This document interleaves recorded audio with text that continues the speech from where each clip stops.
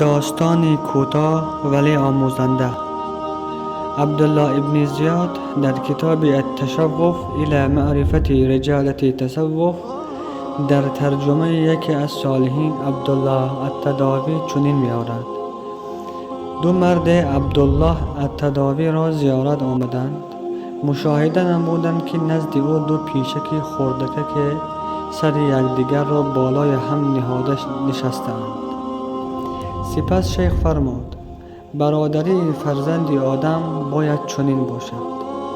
سپس شیخ عبدالله نان را گرفت، کمی خاییده به سوی این دو پیشک هوا داد.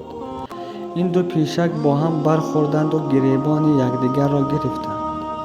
شیخ فرمود: برادری فرزندان آدم چنین مثل اوله بود تا زمانی که دنیا در میانشان داخل نشده بود. هنگامی که دنیا در میانشان داخل شد، برادری یعنی محبت را در میانشان فاسد کرد و از بین برد.